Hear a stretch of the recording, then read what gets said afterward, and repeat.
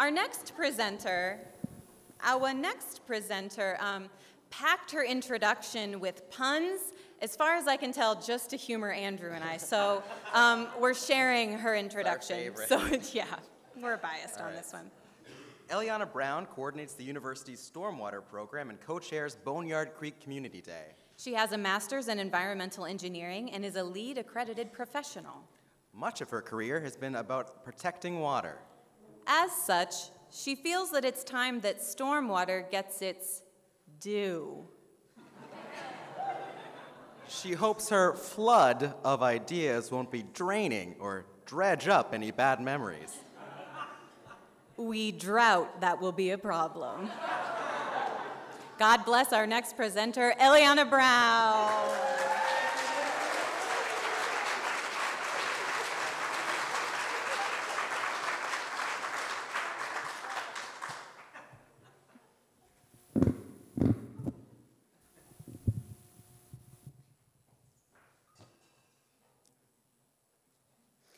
My goal tonight is to enlighten you about stormwater.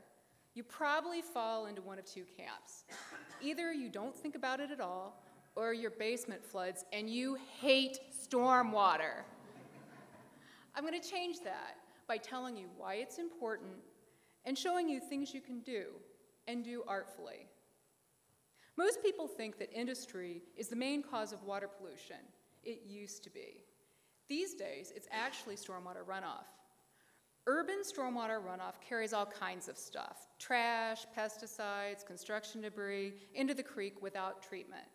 Pollution ends up in streams and causes damage. Hard surfaces like concrete and rooftops don't allow stormwater to soak in.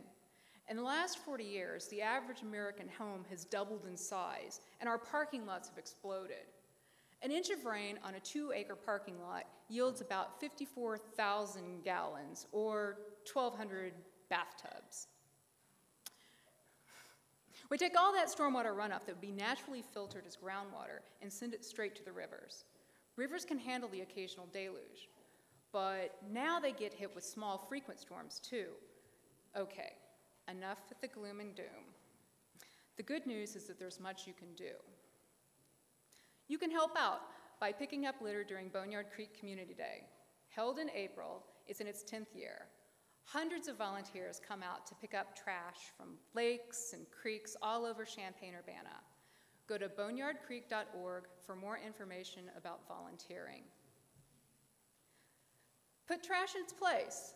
Last fall, I worked with the Public Art League to create murals that remind us to do this. This is Melissa Farley working on her mural on campus. Later, I'll show 2 other campus murals done by George Huang and Molly Malik. There are 9 murals in total around town.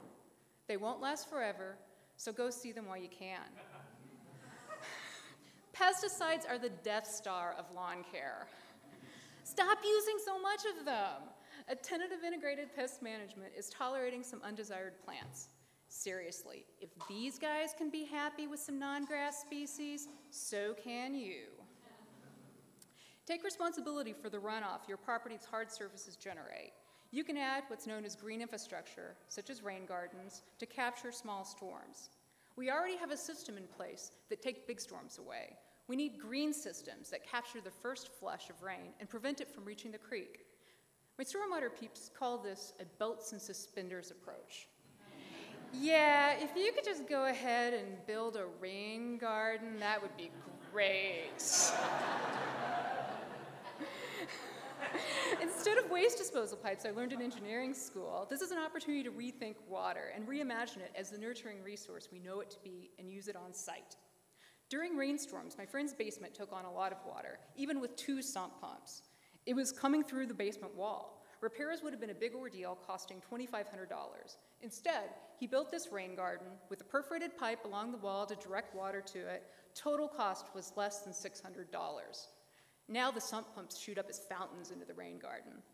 A rain garden is simply a hole 6 to 12 inches deep. The plants tend to be native species since they're accustomed to wet and dry cycles, but they don't have to be. The garden itself can be any style. There's formal ones like this one at Buckman Heights in Portland, Oregon, and naturalistic ones. The essential part is that the garden captures water and allows it to filter into the ground. Another way to capture and reuse stormwater is with rain barrels and cisterns, which are just big rain barrels. Now these are the rain barrels you're looking for. In our area, it makes more sense to water your yard with stormwater than to take precious Muhammad aquifer resources for it. There are opportunities with your driveway. You can use less concrete via driveway strips or permeable pavers. We now have these specially engineered materials, porous concrete, porous asphalt, and pavers that allow water to pass through them. Several parking lots in Champaign-Urbana have them. There's a nice looking one at MTD. These techniques are generally less expensive at the ground level. If you don't have the space, green roofs work too. This one's at the university's Newmark edition. Due to cost, they don't tend to be on residences, but talk to the cities. They have incentive programs for rain gardens, rain barrels, permeable pavements, and green roofs to help defray cost. I look at downspouts.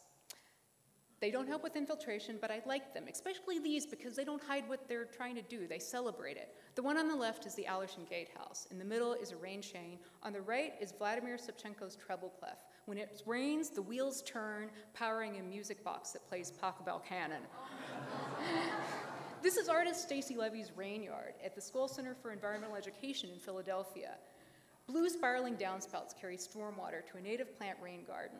It's interactive. People can walk on the platform, play with the water pump. It's a demonstration of how art can work with science, education, and engineering to improve the environment. Robert Pirsig wrote in Zen and the Art of Motorcycle Maintenance, "We have artists with no scientific knowledge, and scientists with no artistic knowledge, and both with no sense of gravity at all." These projects prove that it doesn't have to be this way. Stormwater projects can connect us with the natural world and with each other. And you, this group of smart, creative people, I want to know what you're doing. I want to know things that are going on in your yard. If you want to know more about what I'm doing, location of the storm drain murals, a local rain garden map, contact me at Eliana, no, not at Eliana, at Brown, Brown12 at illinois.edu. Finally, a moment of Zen to put happy stormwater thoughts into your head. Billy Dalton is a former intern who happened to be a rap artist. He wrote and recorded what I believe to be the nation's first and only stormwater rap. It's kind of a stormwater runoff DMC. You get to hear... I took one bite of my fish, should have seen how my mood changed.